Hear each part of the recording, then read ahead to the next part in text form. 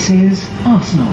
Odegaard, primeira trave, deu sobra. Nelson dominou, bateu, golaço, golaço, virada, virada, gol!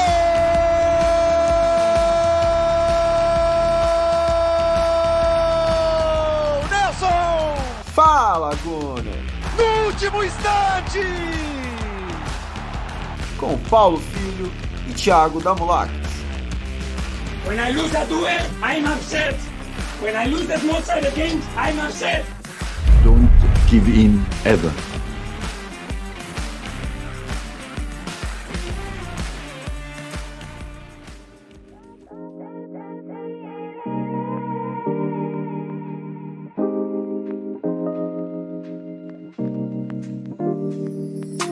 Fala, Gunner! Estamos começando o 18º episódio da primeira temporada do podcast Fala, Gunner. E como você já pôde perceber, eu não sou o Paulo.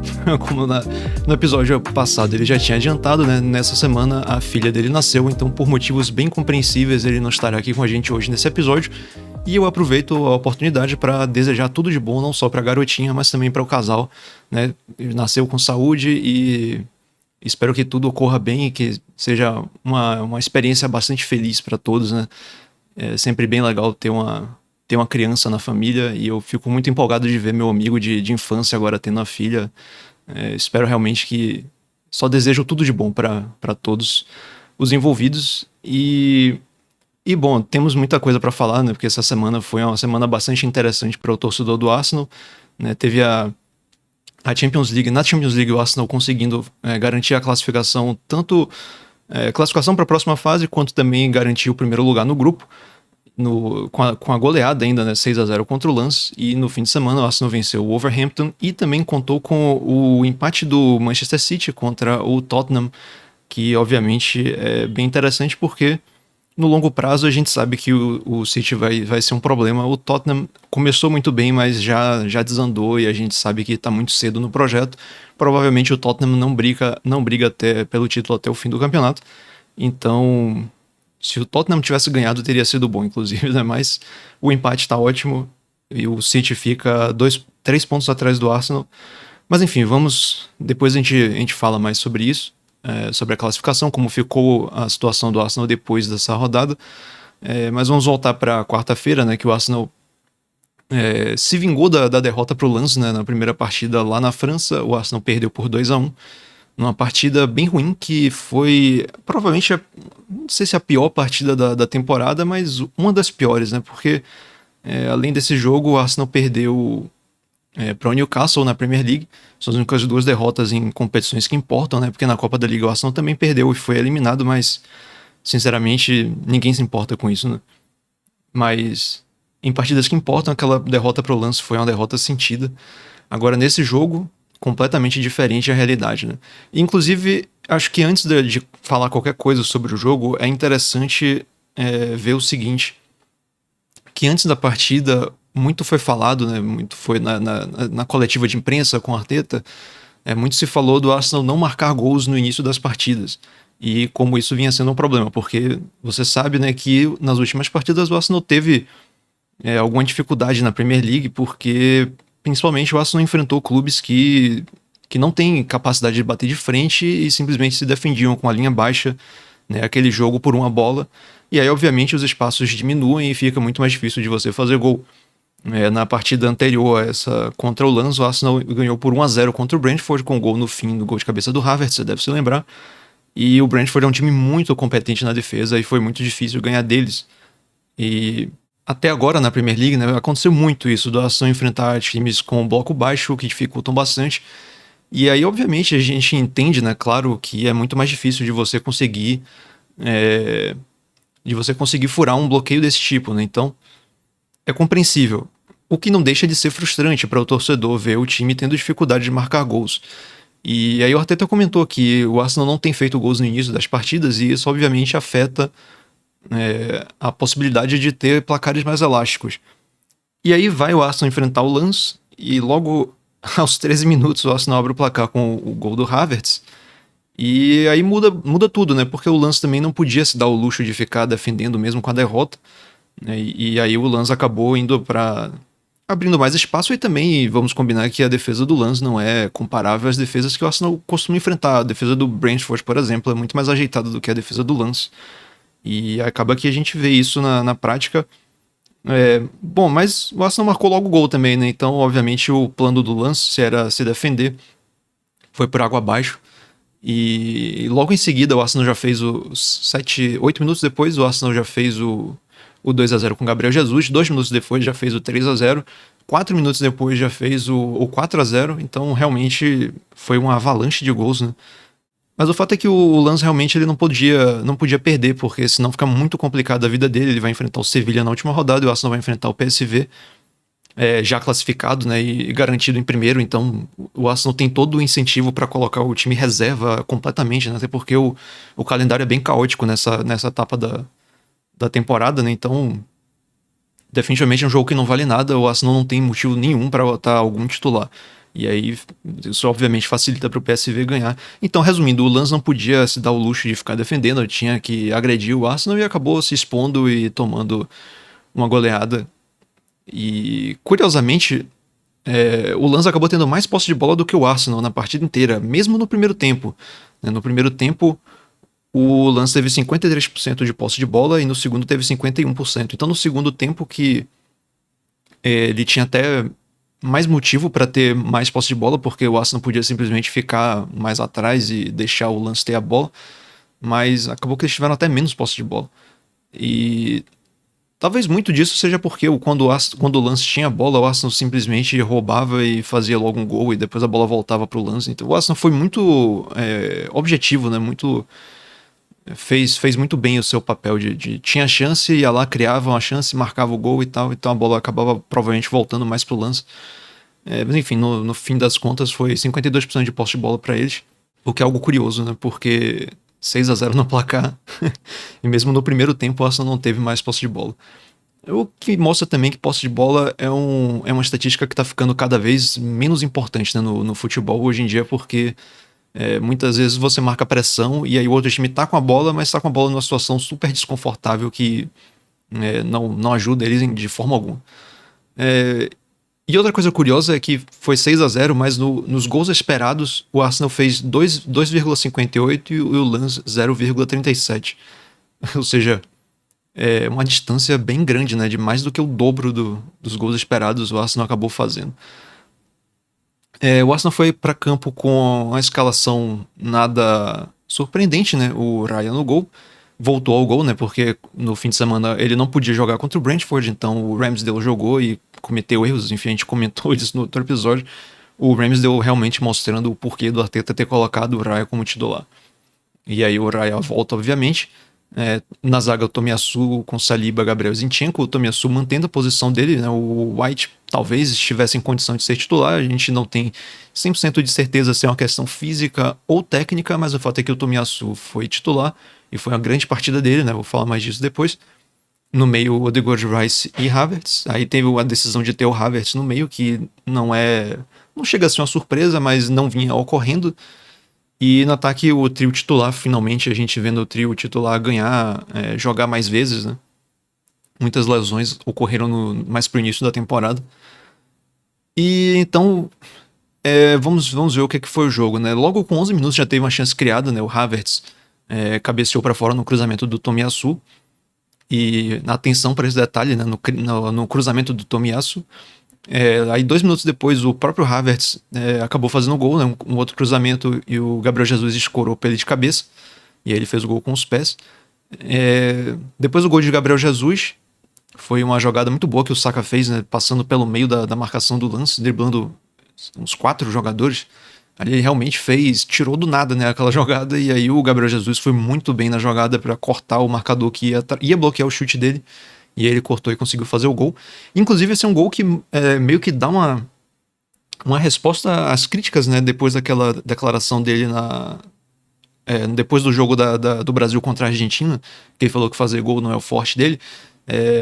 Muita gente de fato entendeu errado o que ele estava falando, inclusive no episódio passado, uma coisa que a gente comentou, que até algum espectador comentou, né, que foi um mal entendido. foi uma interpretação errada do que ele disse. Assim, pra mim, o que eu entendi dele falando é que, assim, é óbvio, inclusive porque a gente assiste ele regularmente, né? Pra gente é óbvio que ele tem qualidades muito boas, né? Mas a gente também não pode se enganar de que ele é um goleador, porque ele realmente não é, né? Então, eu entendi sim o que ele disse, né? De que fazer o gol não é o forte dele, realmente não é. Tem outras coisas que são muito boas, e é por isso que ele é titular, não é à toa que ele é titular, né? Ele não estaria enganando Guardiola e Arteta, que são dois excelentes treinadores, ele não estaria enganando eles esse tempo todo, né? E só o torcedor brasileiro revoltado é que sabe a verdade. Não é assim, né? A gente sabe disso. Mas, enfim, ele, né, fez um gol de atacante que você não tem o que botar defeito, né? Cortou o marcador e chutou no canto. Depois disso teve um gol do Saka que foi num chute do Martinelli, que o goleiro espalmou e jogou a bola na barriga de Saka, foi um gol de barriga. E depois o quarto gol eu achei curioso, porque tudo começou com que a gente pode chamar de chutão do Tomiyasu pra frente, mas foi no pé do Martinelli, né? E aí o Martinelli avançou, fez uma grande jogada individual, né? Carregou a bola até a área, cortou pra dentro, deu o famoso chute de RB, o chute de R1 do videogame. E fez um belo gol. E aí a assistência não foi creditada para o Tomiyasu, e eu imagino que tenha sido porque interpretaram a ação dele como um chutão, né? Como clearance, não exatamente como um lançamento, mas bom, saiu dele, né, a bola que chegou ao Martinelli para fazer o gol. E ainda no primeiro tempo, né? Aos 40, o Medina pegou uma bola que o Martinelli perdeu na saída. Ele pegou a bola, deu um chute forte, bateu na trave esquerda de Raya. Foi a grande chance do lance no primeiro tempo. E ainda no primeiro tempo, para fechar, né, no primeiro minuto de acréscimo, o Tomiyasu cruzou da direita para a esquerda, e aí o Odegaard deu um voleio muito bom no canto do goleiro, fez o 5-0. E é isso que eu tinha dito antes, né? Pra prestar atenção ao Tomiyasu, porque você vê, logo aos 11 minutos ele teve uma chance que foi o Havertz cabeceando num cruzamento dele, depois teve o gol do Martinelli que partiu dos pés do Tomiyasu, mesmo que ele não tenha sido creditado com assistência, e depois uma assistência de fato dele cruzando para o Odegaard. Ou seja, apenas nesse primeiro tempo ele teve 3 ações muito boas de ataque, uma assistência, uma pseudo-assistência e uma chance clara de gol criada por ele. E aí, adiantando já o que aconteceu contra o Wolverhampton, ele fez outra assistência contra o Wolverhampton, ou seja, 2 partidas muito interessantes para o Tomiyasu. Então vamos guardar aí de novo o Tomiyasu, que depois quando eu falar do jogo do Wolverhampton eu volto para esse assunto. Mas realmente um primeiro tempo a se destacar aí dele. Inclusive porque ele não jogou o segundo tempo, né? No intervalo o Arteta tirou os laterais, né? Tirou tanto ele quanto o Zinchenko e colocou White e Kiwior, porque já estava tudo definido, 5-0 no primeiro tempo, primeiro lugar garantido. Tudo bem que no futebol pode acontecer qualquer coisa, né? Mas muito improvável a melhor defesa da Premier League tomar 5 gols do Lance em um tempo apenas, né? Muito improvável. Então o Arteta poupou logo os laterais, que é uma posição que tem muito desgaste físico. E também não tem tanta opção assim para o Arsenal, né? Geralmente quando o Zinchenko não pode jogar, quem joga é o Tomiyasu, mas agora o Tomiyasu tem sido titular do outro lado, então acaba que o substituto na lateral esquerda é o Kiwior, que é um zagueiro, então, bom, vamos poupar logo, né? Melhor poupar logo o Zinchenko e o Tomiyasu, os dois ao mesmo tempo, foi o que aconteceu. Depois, no segundo tempo não aconteceu muita coisa, foram mais substituições, né? Saiu o Saka, depois entrou o Nelson, para poupar o Saka, importante também. Depois saiu o Rice, entrou o Jorginho, e mais para o fim do jogo saiu o Gabriel Jesus, entrou o Nketiah. E ainda aos 86 teve um pênalti para o Arsenal, que foi uma bola alta para o Martinelli dentro da área, na beira da área. O zagueiro deu uma abraçada na cara dele e bateu a mão na bola. Aparentemente o árbitro deu o pênalti por conta da mão na bola, não por causa da abraçada na cara dele. Mas o árbitro poderia ter escolhido qualquer coisa, porque as 2 ações foram pênaltis, ao meu ver. E aí o Jorginho bateu o pênalti sem um pulinho, mas deslocou o goleiro, fez o 6-0 e tudo garantido. Então o lance basicamente só teve algum tipo de momentum de ataque no fim do primeiro tempo e no início do segundo tempo. Fora isso, foi domínio total do Arsenal. E esse 6-0 acabou trazendo algumas curiosidades, que essa foi a maior vitória de um clube inglês sobre um clube francês na história em competições continentais. Essa partida também teve mais envolvimentos em gol do Saka, o que levou ele a 7 envolvimentos nessa Champions League, ou seja, ele lidera esse quesito na temporada, são 3 gols e 4 assistências desses 7 envolvimentos em gol, e Gabriel Jesus está empatado em segundo lugar com 6. Então, bem interessante, né, que o Arsenal tem um jogador aí envolvido nesse tipo de estatística. É um bom retorno até agora do Arsenal na competição, né, depois de 6 anos afastado, se eu não me engano. A última vez em que o Arsenal esteve à frente no placar por 5 gols de diferença no intervalo foi em 1963, contra um time dinamarquês chamado Stevenage, que nem existe mais. Era um combinado de times, na verdade, né? Nem era um clube propriamente dito. E não existe mais, acabou em 94. O placar estava 5-0 no intervalo, num jogo que era válido pela Intercity Spheres Cup, que é conhecida aqui no Brasil como Taça das Cidades Confeiras, que é um torneio que o Arsenal inclusive ganhou na temporada 69-70, na final contra o Anderlecht. Ele hoje ele equivale à atual Europa League, esse campeonato. Outro detalhe sobre competições europeias, essa foi a segunda vez que o Arsenal teve 6 marcadores diferentes numa mesma partida em competições europeias. A única outra havia sido num 7-0 contra o Standard Liège na Cup Winners' Cup de 93-94, que era conhecida como Recopa Europeia. E o Arsenal acabou vencendo nessa temporada, sendo campeão nessa temporada 93-94, derrotou o Parma na final. Esses são os 2 únicos títulos continentais do Arsenal, inclusive, né? O da Taça das Cidades Confeiras, que eu mencionei antes, em 70, contra o Anderlecht, e essa Recopa Europeia em 94 contra o Parma. Depois dessa partida, né, o Arteta ele deu uma baixada na expectativa do torcedor de ver o time ter um futebol mais fluido, né? Porque isso a gente falou no episódio passado, a gente falou sobre isso, né? Que inclusive eu comecei aqui falando sobre o Arsenal ter um dinamismo maior no ataque, né? Fazer mais gols, ter um futebol mais, como os ingleses chamam de free flowing. Mas realmente é difícil, porque o Arsenal está enfrentando muitas defesas retrancadas. E tem outra coisa, né? Aparentemente, isso que a gente comentou recentemente, parece que nessa temporada tem um foco maior do Arsenal estar sólido na defesa. E a gente vê isso assim, dá pra gente ver isso, né? O time tem a melhor defesa da Premier League, não é nada fácil de se fazer. E o ataque não tá tão fluido, mas, né, tem essa compensação de que a zaga tá muito boa. E a gente, como eu falei, a gente vai ver no fim das contas, no fim da temporada, se valeu a pena essa diferença de estratégia. Mas, bom, o fato é que é um pouco frustrante, e aí o Arteta foi perguntado sobre isso e ele falou pra gente não esperar isso do time, porque esse time vai ser diferente do da temporada passada, e ele disse que espera que seja muito diferente do da temporada seguinte, mas que faz parte da evolução deixar algumas coisas no passado para abrir espaço para coisas novas. É uma transição. Ou seja, vamos ver o que ele está esperando para o futuro, né? Porque se por um lado ele acertar a defesa nessa temporada, deixar a defesa mais sólida, e na próxima, com a defesa mais sólida, ele passar a focar em melhorar o ataque, esse time vai ser realmente muito forte mesmo. Então a gente vê, por exemplo, uma coisa que a gente tem reclamado aqui recorrentemente, né? A falta de um atacante goleador para o Arsenal. E aí a gente fala de nomes como o Victor Osimhen do Napoli, o Ivan Toney do Brentford. Enfim, tem alguns nomes aí sendo especulados. E a gente fala dessa possibilidade de ter um atacante, e a gente imagina que o clube não vá atrás de nenhum deles nessa temporada. E eu acho que, de verdade, o Arsenal manter as opções de ataque apenas com o Gabriel Jesus e o Nketiah, eu acho que passa muito por esse foco na temporada, né? Nessa temporada o Arsenal trouxe o Timber, que a gente nem viu direito ainda como seria a performance dele.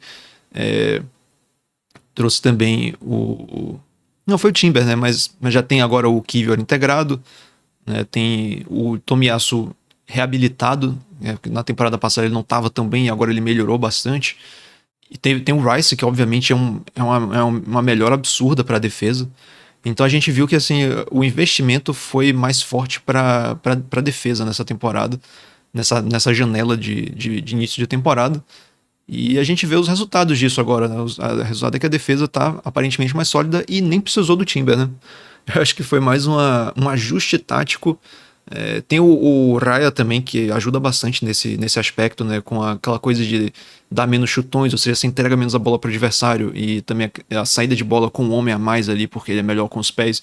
Então tem todos esses aspectos aí que fazem a defesa melhorar como um todo. Enfim, vamos ver como vai ser essa transição, né? Porque por enquanto o foco maior está na defesa e está funcionando, e vamos ver quando o foco passar a ser o ataque, o que vai acontecer. Você imagine aí no que pode dar isso aí. E uma coisa interessante que ele falou também, entre um jogo e outro, foi que o time tá bem ansioso pelo calendário apertado do fim do ano, né? Diz que, palavras dele, né? Diz que essa é a beleza disso, que o time queria estar nessa posição jogando grandes jogos a cada 3 dias. E que os jogadores estão com muita vontade de jogar todos os jogos e ficam decepcionados quando tem que ser poupados para gerenciar a minutagem. Isso é um sinal muito positivo. E de fato quando você vê o jogador revoltado porque foi substituído. Quer dizer, revoltado é muito forte. A gente até não vê isso no Arsenal, porque inclusive o Arsenal busca um perfil de jogador que não é muito esse bad boy, né? Mas a gente vê que o jogador fica chateado. Teve recentemente um jogador que saiu que ficou notadamente chateado. Eu não tô me lembrando agora de cabeça quem foi. Mas a gente realmente vê esse comportamento, né? Dos jogadores querendo jogar sempre e você não vê ninguém se poupando, né? Ninguém dando migué em campo, o que é realmente algo bastante importante de se pontuar, né? E de fato, se você quer estar entre os melhores, você tem que querer a parte ruim de estar entre os melhores também, que é, por exemplo, essa de no fim da temporada, né? Juntando a Champions League com a Premier League. Você vai estar jogando a cada 3 dias, né? Jogos importantes. E realmente é complicado, mas é isso. Se você quer estar no topo, isso faz parte. E aí vamos para o jogo contra o Wolverhampton na Premier League. Foi um 2-1, em que o Arsenal acabou teve 2,89 de expected goals esperados, e o Wolverhampton teve 0,71. Ou seja, o Wolverhampton superou a expectativa e o Arsenal ficou abaixo da expectativa, porque de fato o Arsenal criou muitas chances de gol e acabou não marcando tantos gols quanto poderia. Isso acabou inclusive quase prejudicando o time no fim das contas. E os gols foram marcados pelo Saka logo aos 6 minutos. Então, novamente, né, o segundo jogo seguido em que o Arsenal marca cedo. E como isso faz diferença? Contra o Lens, fez diferença. O Arsenal marcou aos 13 minutos o seu primeiro gol. E nesse jogo contra o Wolverhampton foi mais cedo ainda. Foi aos 6 o primeiro gol, de novo aos 13 o Arsenal fez um gol, só que dessa vez foi o segundo gol da partida. E isso muda completamente a estratégia, porque se a estratégia do Wolverhampton era se defender e partir para uma bola, já não dava mais. Porque eles já estavam perdendo, já estavam atrás do placar e acabaram se expondo. E o Arsenal fez o segundo, e o Arsenal poderia ter feito o terceiro ou quarto. Enfim, não fez, não aumentou o placar. E depois, aos 86, tomou um gol do Wolverhampton, que quase complicou o Arsenal, um gol do Matheus Cunha. Mas enfim, vamos do começo, né? A escalação mudou apenas um jogador, que foi o Trossard no lugar do Havertz. E muito justificável, porque contra o Brentford, por exemplo, que o Trossard foi titular, a gente sabia que o Brentford ia ficar com um bloco baixo, ia se retrancar, né? Partir para o contra-ataque. Time muito difícil de criar espaço, e o Trossard é excelente para criar espaço ali por fora da área.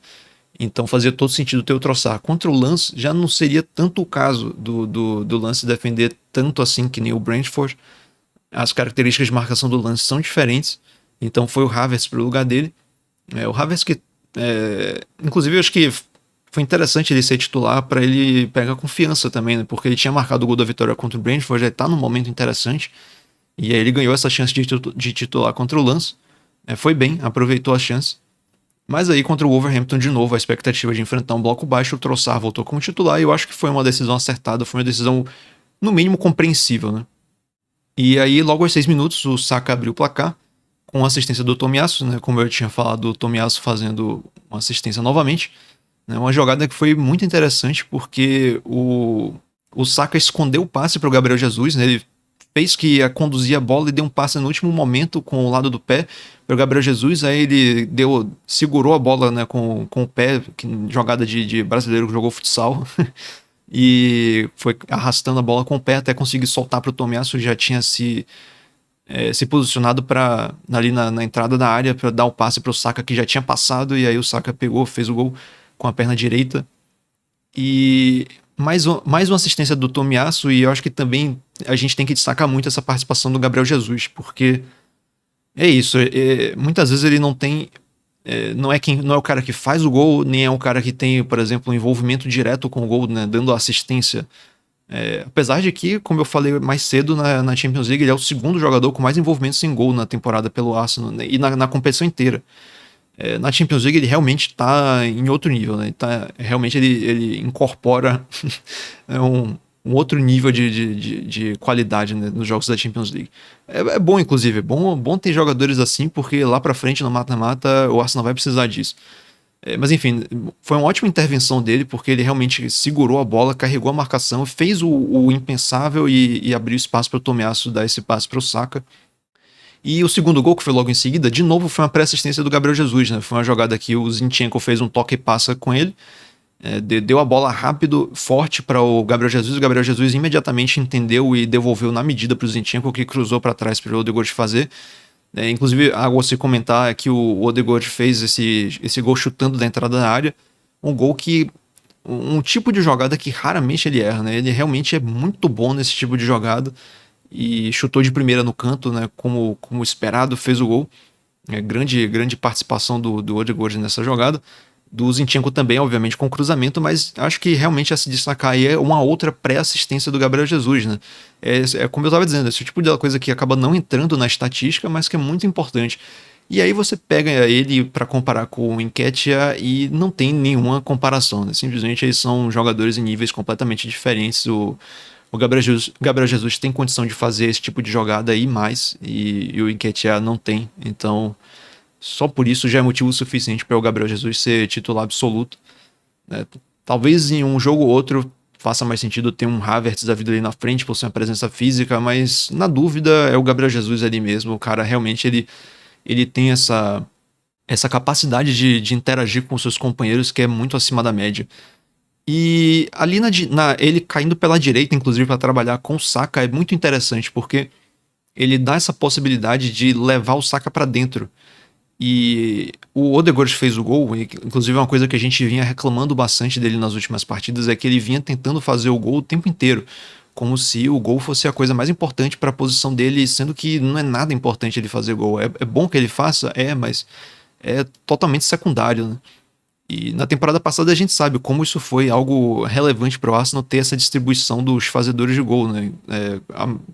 4 jogadores tiveram mais de 10 gols, se não me engano, de cabeça: Martinelli, Saka, Gabriel Jesus, Odegaard. O Nketiah também talvez tenha feito também, ou talvez o Gabriel Jesus não tenha feito, mas enfim, não é relevante agora. O fato é que o Arsenal dividiu bastante os marcadores de gol, e o Odegaard acabou pegando gosto, acho que nessa temporada principalmente. Ele vinha tendo essa mania de tentar fazer o gol a todo custo, sendo que não é necessário. A função dele é manter a bola ali, fazer os companheiros dele jogarem. E acabava que nas últimas partidas ele ia se colocando em posições desfavoráveis não só a ele, mas ao time como um todo, porque a posição dele não era aquela, não era ele sendo o cara que vai passar para receber na frente e fazer o gol. Ele é o cara que tem que ficar ali atrás para dar suporte no passe para os seus companheiros fazerem a jogada. Então, nessa partida contra o Wolverhampton, eu acho muito importante destacar a performance do Odegaard por causa disso, porque ele voltou às origens. Aí a gente não sabe se o próprio jogador se tocou que ele não estava fazendo o que deveria, ou se tem um toque do Arteta ou da comissão técnica, mas o fato é que nessa partida ele voltou às raízes e a gente vê a diferença que fez, porque tudo bem, ele fez esse gol, e é ótimo que ele faça gol. De forma alguma é uma reclamação contra o Odegaard fazendo gols, não tem nada a ver com isso. Mas a questão é, se ele fizer o gol, isso é um extra, isso é um bônus à performance dele. O que realmente importa é ele fazer essas jogadas de criação. E aí, nesse gol especificamente, no primeiro gol, no gol do Saka, é bem importante de destacar o que o Odegaard não estava ali se embolando com o Saka, né, tentando tomar o protagonismo do lado direito. Ele estava ali fazendo a função dele, e ele não se meteu. A jogada acabou se resolvendo com o lateral, né, com o Tomiyasu, com o Saka e com o Gabriel Jesus. E o Gabriel Jesus caindo pela direita para trabalhar com o Saka, né, permitindo ao Saka essa jogada de ir para dentro, que foi exatamente o que aconteceu. O Gabriel Jesus acabou ficando mais aberto, enquanto ele segurava a bola, o Saka correu para o meio, a marcação não acompanhou, o Tomiyasu deu para ele dentro da área já. E o Saka começou a jogada grudado na lateral. Então essa movimentação foi possibilitada pelo Gabriel Jesus ali interagindo com eles. E o Odegaard não se embolando com eles. Então é muito importante, não só nessa jogada, a performance do Odegaard em geral foi muito boa. Inclusive, eu vou até adiantar aqui um dado que eu ia passar, que foi o seguinte: nessa partida, deixa eu ver onde é que tá essa estatística, porque eu anotei isso aqui. Aqui achei, o Odegaard deu 13 passes progressivos nessa partida e 6 passes-chave. Teve 1,9 de expected assists, de assistências esperadas. Ele acabou não dando nenhuma assistência, mas poderia ter dado, né? Muito. Ele só não deu muito por culpa de quem teve a chance de marcar, né? Porque não pelos passes dele, foi mais pelos outros fazendo besteira, né? Mas enfim, esse início de partida foi realmente avassalador. Em 13 minutos o Arsenal não matou o jogo, né? Porque na Premier League é muito difícil você dizer que um 2-0 matou o jogo, mas o fato é que o Arsenal tem a melhor defesa do campeonato, né? O Arsenal sabe muito bem o que faz. E com 2-0 no placar tão cedo assim, é muito difícil de você imaginar que o Wolverhampton conseguiria voltar ao jogo. Mas a gente sabe que tudo pode acontecer e no fim quase aconteceu, mas... Enfim, vamos continuar na linha do tempo do jogo. Porque logo aos 20 minutos o Arsenal teve uma chance com o Trossard, né? O Odegaard de novo na função dele de armador fez um cruzamento para a área, né? Aparentemente era para o Gabriel Jesus, só que ficou curto. O Trossard fez um malabarismo para interceptar o passe dentro da área, só que ele acabou ficando todo desajeitado para chutar e o José Sá fechou o ângulo. Depois o Arsenal só foi ter outra chance aos 37, que foi uma chance dupla, né, do Martinelli com o Rice. Foi um contra-ataque rápido que o Saka inverteu da direita para a esquerda num passe para o Martinelli, que cortou para dentro e chutou na trave do goleiro Bentley, porque o José Sá tinha se machucado, né, e sido substituído pelo goleiro Bentley. E aí já era ele no gol, a bola foi na trave esquerda dele. Bom chute do Martinelli. E aí na sequência dessa jogada o Rice chutou de fora da área com a perna esquerda, ela bateu na zaga e passou à esquerda do gol. Seria bem legal se o Rice fizesse gols, né? Inclusive o Paulo falou recentemente que se ele adicionasse gols ao jogo dele, aí sim a gente ia poder dizer que era o jogador perfeito, né? Até porque se a gente pensar, o Rodri tem feito gols, né, pelo City, então se a gente for comparar um com o outro, realmente o Rice até podia acrescentar uns golzinhos ao jogo dele, mas eu acho que naturalmente isso vai acontecer. Se não acontecer também não tem problema, porque tem outros jogadores para fazer gol, né? Aos 38 o Arsenal teve uma outra chance com o Gabriel Jesus, que foi um cruzamento do Saka da direita para a esquerda, que o Gabriel desviou de cabeça e acabou tirando, o Gabriel Magalhães desviou de cabeça e acabou tirando a chance do Gabriel Jesus, que ia estar livre para fazer o gol, acabou chutando para cima porque teve o desvio do Gabriel Magalhães. Uma jogada frustrante. E você vê, foi 1 minuto depois da chance anterior que eu tinha falado, né? A chance do Martinelli e do Rice foi aos 37, aos 38 teve essa chance aí do Gabriel Jesus. E, de novo, no terceiro minuto de acréscimo do primeiro tempo, teve um erro de saída de bola do Wolverhampton, né? Um passe do Kilman, se eu não me engano, que o Odegaard interceptou e deu um passe de lado de pé, um passe muito bom para o Gabriel Jesus em profundidade, e o Gabriel Jesus chutou fraco, né, nas mãos do goleiro. Então essa daí, por exemplo, isso provavelmente foi determinante na estatística lá do Odegaard de 1,9 assistência esperada, que o Gabriel Jesus desperdiçou essa chance, chutou mal, chutou nas mãos do goleiro. E aí a gente volta pra discussão, né, que você vê que o Gabriel Jesus, ele diz que o forte dele não é fazer gol, e realmente, muitas vezes ele poderia fazer coisa melhor com os chutes dele, como foi o caso nesse daí, o que não apaga os envolvimentos dele em gol, né, nos dois gols que o Arsenal já tinha feito nesse primeiro tempo. E ainda no primeiro tempo, no 7º minuto de acréscimo, teve uma chance pro Wolverhampton, que foi uma jogada bizarra, né, da parte do Arsenal. Eles cobraram um tiro de meta, né? Tem uma disputa de cabeça do Gabriel Magalhães, a bola acabou sobrando para trás. Aí o Saliba foi tentar pegar a bola, só que o Zinchenko tirou dele, acabou dando um recuo fraco para o Raya.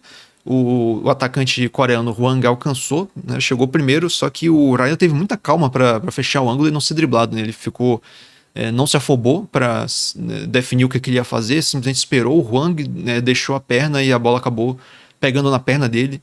E aí o Arsenal se safou dessa, só que na sequência o Zinchenko já ia perdendo a bola pro Matheus Cunha, só que pra sorte dele a bola acabou sobrando pro Saliba. E aí terminou o primeiro tempo 2-0 sem maiores sustos, além desse, né, ainda que foi um susto grande. E depois, né, adiantando o que aconteceu, depois o Zinchenko, né, quase perdeu a bola aí nessa... Ele chegou a perder a bola, né, mas não deu em nada nessa jogada. E justamente no fim do segundo tempo foi o que aconteceu com o Zinchenko, né? Ele perdeu a bola na saída, ele parecendo que ele deu uma desligada, né? Ficou ali sem fazer nada com a bola. Aí o Semedo foi lá, roubou a bola e o Matheus Cunha deu um grande chute de perna esquerda no canto direito superior do Raya, e aí diminuiu o placar. Ou seja, não só nesse jogo, nos outros jogos o Zinchenko vem fazendo isso, assim. Uma coisa é você ter confiança, e a gente sabe que o Zinchenko tem bastante confiança com a bola, e confiança justificada, porque ele realmente é muito bom com a bola. Mas você também não pode ficar ali muito ter confiança a ponto de ficar tão tranquilo que você comete um erro, como foi nesse caso do gol do Matheus Cunha, porque ele ficou ali apalermado, vamos dizer assim, né, para usar uma expressão mais coloquial. Não foi o caso do erro do primeiro tempo, né? No erro do primeiro tempo não, tava mais caótica ali a situação, mas nesse segundo tempo ele simplesmente ficou lerdo, sem saber o que fazer com a bola, acabou perdendo, e a gente vê de vez em quando ele dando esses cochilos, e realmente isso é uma coisa que ele tem que prestar atenção. Isso não pode ser recorrente como tem sido, né? Tudo bem que na maioria das vezes não dá em nada, o Arsenal consegue se defender disso, né? Acaba não sendo gol, seja por mérito do Arsenal ou por demérito do adversário, mas uma hora dessa você vai ser punido, como foi, né, no caso do jogo contra o Wolverhampton, e o Arsenal com certeza seria punido se fosse no jogo contra um time mais forte, né? Por exemplo, ainda nesse calendário maluco de fim de ano, o Arsenal vai enfrentar o Liverpool, vai enfrentar o Brighton. Então, nesses jogos assim, o Zinchenko não pode ficar dando mole, porque vai ser punido, o Arsenal vai ser punido por isso. Então, é algo a se considerar aí, e é um motivo pelo qual o Tomiyasu acaba sendo titular no lugar dele nessas partidas. Contra o Liverpool, não vou ficar surpreso, pelo contrário, eu até espero que aconteça isso, do Tomiyasu ser o titular na lateral esquerda, com o White voltando a ser titular na lateral direita. Mas voltando ao jogo, né, no minuto 53 teve uma chance para o Wolverhampton, né, o Matheus Cunha no lado direito, no lado esquerdo do ataque deles, driblou o Rice dentro da área e chutou forte de perna esquerda. Foi a primeira boa defesa do Raya, né, que no primeiro tempo teve aquela intervenção na saída do Hwang, mas não foi exatamente uma defesa. Essa daí foi a primeira defesa dele. Aí depois, aos 64, o Rice teve uma outra chance chutando de fora da área, a bola passou à direita do gol. E aí o Arsenal já estava mais ou menos controlado o jogo, né? Aí aos 67 o Arteta tirou o Gabriel Jesus para poupar ele, né? Voltando de lesão. Voltou mais rápido do que se esperava da lesão, então melhor poupar ele, né? Até por causa do calendário, né? O Arsenal vai jogar muitos jogos, né? Como todo mundo já sabe, eu já falei, muitos jogos agora em pouco tempo. Então, melhor poupar os jogadores. Aos 75 teve uma chance do Saka, foi uma ótima jogada do Odegaard, que driblou dois jogadores ali pelo half space ali na direita, e aí tocou para Saka, que chutou de longe, né, tentou chutar no ângulo cruzado, e a bola passou por cima bem perto. E você vê uma outra ótima jogada do Odegaard fazendo a função dele de criação, né? Ele driblou dois jogadores para abrir espaço para tocar para o Saka, e quase deu em gol.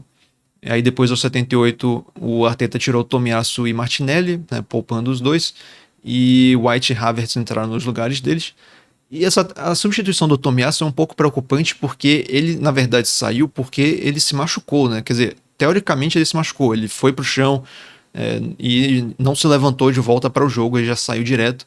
Talvez ele tenha saído machucado, mas na coletiva de imprensa depois do jogo, o Arteta falou que tirou ele por conta de cansaço.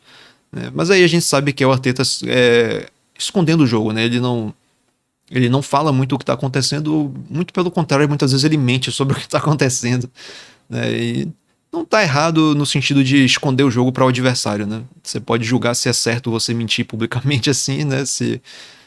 O torcedor fica querendo saber melhor o que está acontecendo, mas o fato é que em termos estratégicos faz até sentido ele fazer isso. E ele não quis abrir o jogo, a gente não sabe de fato o que aconteceu, mas a gente espera que não tenha sido nada. Ele não deu a entender que está preocupado, né? Mas vamos ver. De qualquer forma, o White já está de volta, né? Então não é um problema tão grande assim. Aí aos 82 o Arsenal teve mais uma chance com o Trossard. O Havertz interceptou um passe ali no campo de ataque pelo meio e entregou a bola para o Odegaard, que fez uma ótima jogada. Foi um passe escondido dele para o Trossard, né? Ele fingiu que ia pentear a bola e deu o passe de lado de pé, outro passe de lado de pé pro Trossard, que demorou de chutar. Ele não chutou na hora que deveria, tentou conduzir mais a bola e acabou que o goleiro fechou o ângulo. Ele chutou no goleiro e no rebote o Saka chutou em cima do goleiro de novo. E foi mal nessa jogada, né? Porque ele poderia muito bem ter cruzado pro meio da área, o Nketiah estava livre na marca do pênalti, poderia ter sido o terceiro gol do Arsenal, poderia ter matado o jogo. E aí depois, logo em seguida, foi a jogada do gol do Matheus Cunha, que eu já comentei, né? Foi o 2-1 da cochilada do Zinchenko. E logo em seguida, terminou a comemoração, 2 minutos depois, o Nketiah teve uma chance de matar o jogo, né? Foi um contra-ataque, o Odegaard deu outro passe de lado de pé para deixar o Nketiah na cara do gol, e ele foi bem na jogada, chutou no canto, tirou do goleiro, só que a bola bateu na trave, né? Se ele tivesse feito o gol, teria sido um ótimo gol, mas foi na trave e não entrou, então acaba sendo uma grande chance perdida. O Arsenal aí de fato poderia ter matado o jogo, e infelizmente não fez. correu risco, né? Acabou correndo risco. Mas já nos acréscimos o Arteta fez mais umas alterações defensivas, né? Tirou Saka e Odegaard, colocou Kiwior e Jorginho. Aí o time passou a jogar com a linha de 5 atrás, né? White, Saliba, Gabriel, Kiwior e Zinchenko. Depois uma linha de 4 com Havertz, Jorginho, Rice e Trossard. E o Nketiah sozinho na frente. E aí o Arsenal segurou os últimos minutos. Acabaram sendo 7 minutos de acréscimo, se eu não me engano. Então o Arsenal ainda teve alguns minutinhos aí depois dessas alterações para segurar o jogo. Mas o Wolverhampton, mesmo tendo todos os motivos para ter um ímpeto final ali mais forte para empatar o jogo, eles não conseguiram criar grande coisa e o Arsenal acabou selando a vitória. Foi quase, né, um momento de risco assim, completamente desnecessário, e a gente já viu isso acontecer antes, né, contra o Fulham acabou dando empate, né, mas o Arsenal passou, sufoco contra o Crystal Palace, também não foi tranquilo contra o Nottingham Forest. E é um pouco preocupante assim, que a gente vai vendo ainda em momentos diferentes da temporada o Arsenal tendo esses momentos de vacilo. Uma hora, como no caso das vaciladas do Zinchenko, né, que eu tava comentando, uma hora isso vai acabar prejudicando o time, né, nesse caso desses apagões assim no fim do jogo, mas não deu em nada e no fim das contas é o que importa. Foi um jogo de muito domínio do Arsenal, né, no momento de ataque. O Wolverhampton quase não forçou o ataque em momento algum. Foram 19 chutes do Arsenal contra 6 do Wolverhampton. E diferente do jogo contra o Lens, né, dessa vez o Arsenal teve muita posse de bola. Foi 60% de posse de bola no primeiro tempo. E no total da partida, 57 contra 43. E o Arsenal teve bastante posse de bola e acabou marcando muito menos gol do que contra o Lens, que teve menos posse de bola do que o Lens, mas marcou 6 gols. E aí, assim, só para terminar o assunto do Tomiyasu, né, eu deixei para comentar só depois dos 2 jogos, é o seguinte, né, nessas 2 partidas ele jogou como titular e teve uma ótima contribuição ofensiva, né, com assistências em ambos os jogos e criação de jogada também. E uma coisa que eu estava observando é que nesses 2 jogos ele esteve posicionado, né, pelo mapa de calor mais à frente do que o Zinchenko, até que o Zinchenko é o lateral mais ofensivo, né. Ele esteve posicionado mais à frente. E em contraste com o White, né, o White não vinha apoiando muito o ataque nessa temporada. Ele vinha ficando mais recuado na defesa. E acabava que o Saka ficava meio isolado lá. E isso, inclusive, depois ainda acabou ainda aumentando esse problema quando o Odegaard resolveu ficar com essa vontade maluca de fazer gol, né? Ele fugiu da função dele, então o Saka ficou mais isolado. E isso era algo que a gente vinha reclamando bastante, né? Desse funcionamento do lado direito do campo. E você vê que mesmo assim o Saka não tendo as condições ideais de trabalho ali, como ele tem tido contribuições para o time, né? É um negócio realmente impressionante. E aí você vê que quando o Tomiyasu entrou ali e passou a ajudar mais o ataque, como isso ajudou, né? O jogo do Arsenal em geral ali pela direita. Esses últimos 2 jogos o Arsenal teve uma fluidez de ataque muito melhor. E não é dizer que o Arsenal enfrentou 2 times que deram mais espaço naturalmente, como vai ser o caso quando o Arsenal enfrentar, né, no decorrer da temporada. Agora nos próximos jogos o Arsenal vai enfrentar o Aston Villa no próximo fim de semana, vai enfrentar depois o Brighton no fim de semana seguinte, depois o Liverpool no fim de semana seguinte. Então todos esses são times que dão mais espaço, então a gente esperaria uma fluidez maior de ataque nesses jogos por uma questão de encaixe, né, uma questão do estilo de jogo do adversário. E não era o caso contra o Lens e contra o Wolverhampton, mas mesmo assim o Arsenal teve uma fluidez de ataque muito melhor por conta dessas coisas, né? Dessas mínimas coisas que vão se somando. E é o Tomiyasu jogando ali na direita, apoiando mais o ataque, é o Odegaard parando de tentar fazer gol o tempo inteiro. Então toda essa dinâmica aí mudou bastante e ajudou o Arsenal a ter uma performance melhor. E especificamente sobre o Saka, né? Já que eu já mencionei a produtividade do Saka, que a gente vem falando, não teve um começo de temporada tão forte, né, como a gente imaginava. Mas, mesmo assim, até agora na temporada, só o Salah e o Saka tiveram envolvimento em gols em 10 partidas diferentes na Premier League. Só ele e o Salah. O Salah que é um monstro da competição, né? Tá aí no hall da fama da competição. E só os dois tiveram envolvimento em 10 partidas diferentes. Envolvimento em gols em 10 partidas diferentes. E até a rodada começar, os envolvimentos em gol do Saka já tinham valido 9 pontos para o Arsenal nessa Premier League. Só o Haaland, né, do City, com 10, né, ou seja, um ponto a mais do que o Saka, ele tinha gerado mais pontos para o seu time do que o Saka. E nessa partida contra o Wolverhampton, Saka fez gol. Então eu não sei exatamente como é que é calculada essa estatística, não vou enganar aqui vocês, eu só vi a estatística e tô repassando, mas não sei como eles calculam, não sei se precisa ser um envolvimento do gol decisivo. Então, por exemplo, um jogo que tá empatado e ele faz o gol do desempate. Eu não sei se é exatamente assim, porque se a depender de como for, bom, ele fez gol nessa partida, ele fez o gol de abertura do placar, então pode ser que ele tenha acrescentado mais pontos aí na contagem para ele, mas enfim, seja como for, é impressionante, porque é ele contra um cara que é uma máquina de fazer gol, né? E ele tá ali só com um pontinho a menos. E ele também é o jogador com mais chances de gol criada nessa Premier League, foram 36 chances criadas. Então ele marca gol e ele cria a jogada. Realmente é um cara muito acima da média. E faz todo sentido realmente você tentar organizar ali aquele meio de campo ali para aquele meio de campo não, aquele lado direito do Arsenal tentar organizar ali para favorecer o jogo dele, porque realmente vale a pena. Não é do outro lado, por exemplo, né, pra gente comparar, o Martinelli na temporada passada, ele acabou sendo o artilheiro do Arsenal, fez 15 gols na Premier League, e ele é um ótimo jogador, só que ele cria menos do que o Saka, né? Então eu acho que faz até mais sentido assim, você criar ali um ecossistema ali para favorecer um jogador, você fazer isso do lado direito com o Saka, porque ele tanto marca quanto cria. Então realmente é um jogador muitíssimo importante. Se o Saka se machucar, a sorte do Arsenal é que ele se machuca pouco, mas se ele se machucar, o Arsenal vai sentir muito a ausência dele. É realmente um jogador importantíssimo. E aí desde a derrota para o Newcastle, né, o Arsenal, que foi a última derrota do Newcastle na temporada, a última derrota na temporada pro Arsenal, que só perdeu esse jogo pro Newcastle, o jogo contra o Lens na Champions League e o jogo contra o West Ham na Copa da Liga. E a última derrota foi contra o Newcastle, depois disso o Arsenal venceu todos os 5 jogos.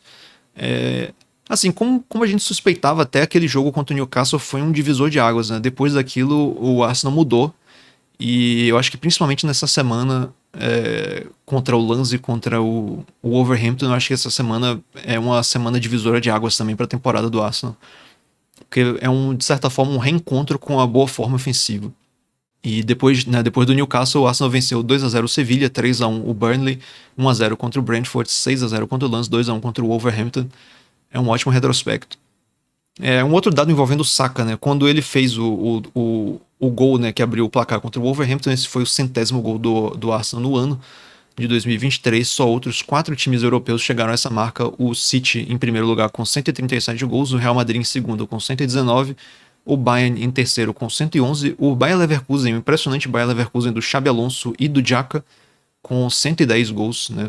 Só esses 4 foram melhores que o Arsenal, que agora está com 101. E na verdade agora o City tá com 130 e 140, né? Porque o City fez 3 gols no jogo contra o Tottenham. O Real Madrid também jogou depois disso, mas eu não sei agora de cabeça quanto foi o placar. O Bayern não jogou porque o jogo deles foi adiado por causa de neve. Mas enfim, o Arsenal tem que tirar essa diferença aí, né? Se o Arsenal quer ser o melhor time da Europa, né, tem mais 39 gols aí, né, pra pegar o City, né, nesse ano de 2024. Quem sabe esse ano de 2024 termina com o Arsenal sendo o time que mais fez gols na Europa. Bom, e temos algumas notícias também, né, porque depois do jogo contra o Lens, que foi uma partida muito boa do Tomiyasu, tivemos discussões sobre o contrato dele, porque a maioria dos jogadores do Arsenal que são mais importantes estão com contratos longos, né. O Arsenal finalmente tá tendo condições, né, e tanto financeiras quanto esportivas de renovar o contrato dos seus jogadores, dos seus principais jogadores, para evitar de acontecer aquela coisa chata que a gente já viu muito na última década, que foi o Arsenal perdendo seus jogadores mais importantes, inclusive por situação contratual, né, como foi o caso do Robin van Persie. Essa é uma situação que definitivamente você tem que tentar evitar, e o Arsenal sempre está renovando os contratos dos jogadores mais importantes, e o Tomiyasu e o White são jogadores que não estão com contratos tão longos quanto os outros, e acredita-se que já há negociações para essa renovação ainda da parte dos dois. E a gente imagina que não tenha nenhuma dificuldade para isso acontecer, isso é uma questão de tempo. Tomara que isso seja anunciado em breve, né? Tem um rumor aí de interesse do Bayern de Munique pelo Tomiyasu, mas eu acho que dificilmente ele sai, porque eu acho que o Arsenal não tem interesse nenhum em negociar ele, eu acho que ele também não tem interesse em sair, então provavelmente não vai dar em nada isso aí, e acredito que ele deva renovar com o Arsenal. Teve também interessante o Arteta falando sobre o Gabriel Magalhães, ele ter deixado o Gabriel Magalhães no banco no início da temporada, né? A gente muito discutiu isso na época, se fazia sentido isso do ponto de vista estratégico, né? Se fazia sentido isso taticamente. E no fim das contas, a gente não sabe exatamente se era a decisão correta, porque o Timber se machucou e aí depois disso o Arsenal acabou tendo que voltar, né? O Arteta acabou tendo que voltar ao back four da temporada anterior, né? E aí o Gabriel saiu do banco, né? E saiu jogando muito bem. É uma temporada muito boa dele, né? Na verdade, o pós-Copa dele, como um todo, é muito bom. Não só nessa temporada, mas também como na segunda metade da temporada passada. E segundo o Arteta, ele fez isso para gerar uma reação nele. Então, vamos acreditar que foi isso mesmo, que o Arteta só realmente queria gerar uma reação nele. E se era essa a intenção, funcionou, né? Porque ele tá jogando muito bem, inclusive agora virou titular da seleção e tudo mais.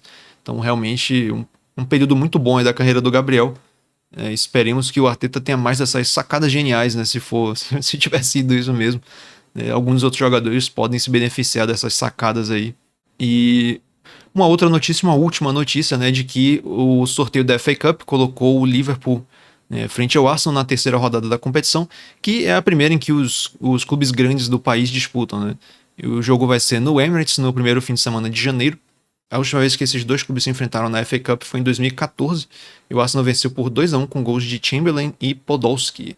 Eu acho que o torcedor não sente muita saudade dessa época em que Chamberlain e Podolski figuravam no time titular, né? Nas últimas temporadas, o Arsenal foi eliminado na quarta rodada, né? No máximo, ele chegou até a quarta rodada, né? Perdeu para 1-0, foi eliminado por 1-0, tanto para City quanto para Nottingham Forest e Southampton. E a última vez que o Arsenal passou dessa fase foi na temporada 2019-20, que o Arsenal acabou vencendo a competição. Não foi a última vez que o Arsenal venceu pela 14ª vez e acabou se tornando o maior vencedor da competição, posto que ainda é do Arsenal mesmo 3 anos depois. Obviamente não é a competição mais importante da temporada, eu não sei até que ponto ela vai ser dado muita atenção a ela, mas é uma notícia ruim o Arsenal ter pegado o Liverpool logo nessa primeira partida, porque como é um clássico contra o Liverpool, você também não vai negligenciar isso, né, 100%. A gente provavelmente não vai ver um time reserva contra o Liverpool, mas é chato realmente ter acontecido isso, porque o ideal seria colocar um time misto ou até reserva completamente, porque se o Arsenal tem sérias pretensões de ser campeão da Premier League e da Champions League, que eu acho que é o caso, eu acho que o Arsenal está disputando as duas competições para ser campeão, acaba que você dividir a atenção com a competição de Copa assim, não é legal, porque tem cansaço e tem o risco de lesão, né? Então, assim, bem ruim realmente ter sido esse duelo contra o Liverpool, mas de certa forma, eu não vou mentir, nessas competições, nessas Copas, assim, é muito legal quando vence, muito legal. A gente sempre fica muito feliz, é muito legal que o Arsenal é o maior vencedor da FA Cup, mas a real é que nesses jogos, assim, eu acabo meio que torcendo para o Arsenal ser eliminado, sinceramente, porque não traz grandes coisas, assim, você ir longe na competição. Você não tem nenhuma garantia de que você vai disputar o título, você pode botar o time titular se cansar pra caramba, ter jogador se machucando e passar de fase, e chegar na fase seguinte você é eliminado. Então, no fim das contas, é difícil de você saber. Não tem garantia nenhuma de que você vai ser campeão ou que você vai pelo menos disputar o título, né? É um risco. Mas, enfim, é isso aí. Arsenal e Liverpool na FA Cup. Bom, nessa rodada, como eu já falei, o City empatou com o Tottenham por 3-3, um jogo que foi muito interessante. Eu assisti o segundo tempo e garfaram o City, né? A gente tem reclamado nessa temporada do Arsenal ser prejudicado pela arbitragem. O jogo contra o Newcastle foi um claro exemplo disso, né? A única derrota do Arsenal na temporada foi uma derrota que era completamente evitável, porque foi uma vergonha o gol ter sido validado. E agora o City, né, prova dessa grande experiência que é ser roubado. Uma jogada clara de vantagem para eles, que o árbitro resolveu parar para marcar falta, um lance realmente absurdo. E o Grealish, se eu não me engano, ia sair de cara com o goleiro, provavelmente... tudo bem que o goleiro do Tottenham é bom também, nada garante que o Grealish faria o gol, mas a arbitragem não pode tirar essa chance do City, né, de fazer o gol. É realmente um negócio absurdo.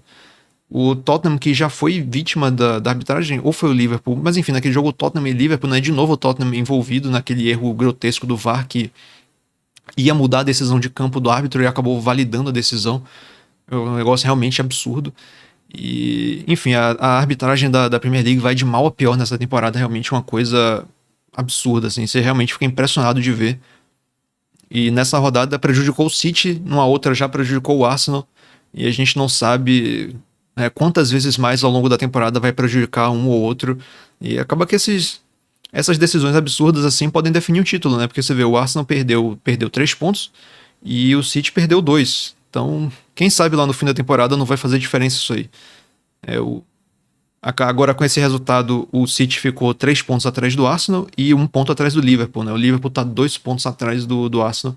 Então, deixa eu falar de uma forma mais organizada, né? A liderança tá com o Arsenal com 33 pontos, depois o Liverpool com 31, o City com 30, o Aston Villa com 29 e o Tottenham com 27, né? Esses são os principais times no momento. Depois tem o Newcastle com 26, o United com 24, mas enfim, os times que vêm flertando mais com a briga pelo título são esses 5 primeiros aí: Arsenal, Liverpool, City, Aston Villa e Tottenham. Surpreendentemente o Aston Villa nessa posição, né? Segue, entra rodada, sai rodada, o Aston Villa continua aí e a gente continua se surpreendendo com o trabalho do Emery.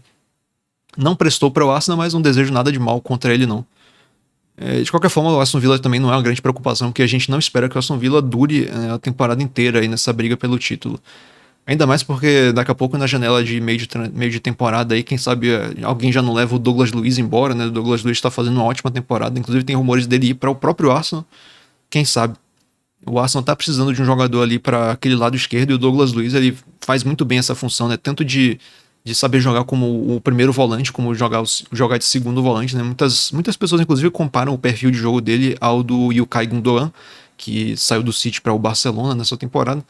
E seria interessante o Douglas Luiz no Arsenal. Eu apoio essa contratação, mas provavelmente seria bastante caro. Eu não imagino isso acontecendo, mas se acontecesse, será uma grande contratação para o Arsenal. Mas é o que eu estava dizendo, né? O Aston Villa pode muito bem perder jogadores aí, porque eles não têm o poderio financeiro para manter os seus jogadores, e aí daqui a pouco eles perdem força. Então o Arsenal vai enfrentar eles, né, nesse mês de dezembro, e mais especificamente no próximo fim de semana, se eu não me engano. É isso aí mesmo.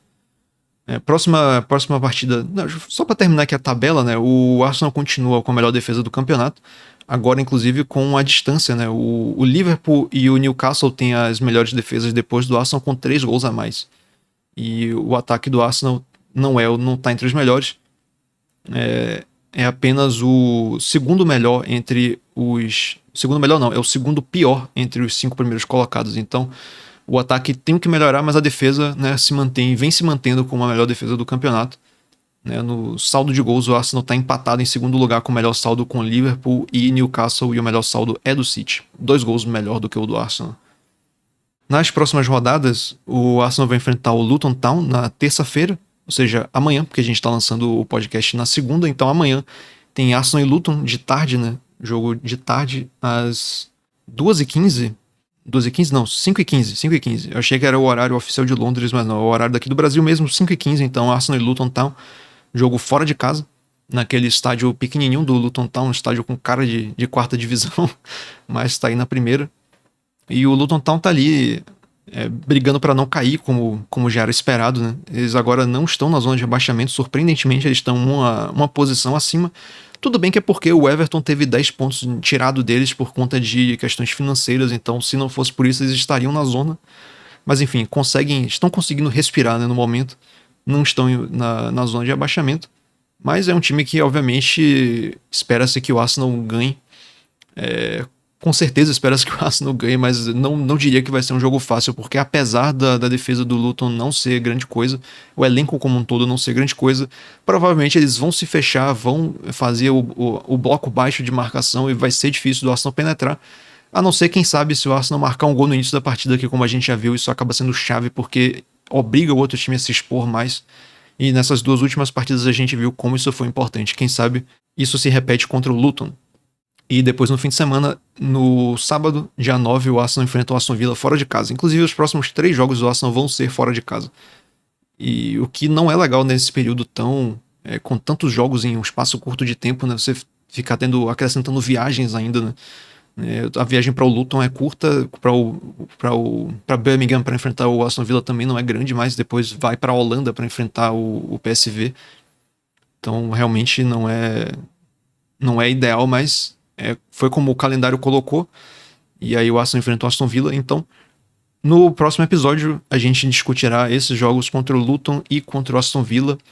E por hoje acho que foi só, mesmo Mesmo eu sozinho aqui, eu acabei falando bastante, né? O podcast no fim vai ter a duração mais ou menos normal, né?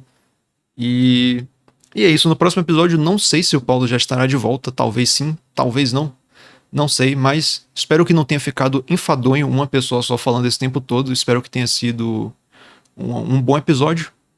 E é isso. Nos vemos na próxima semana.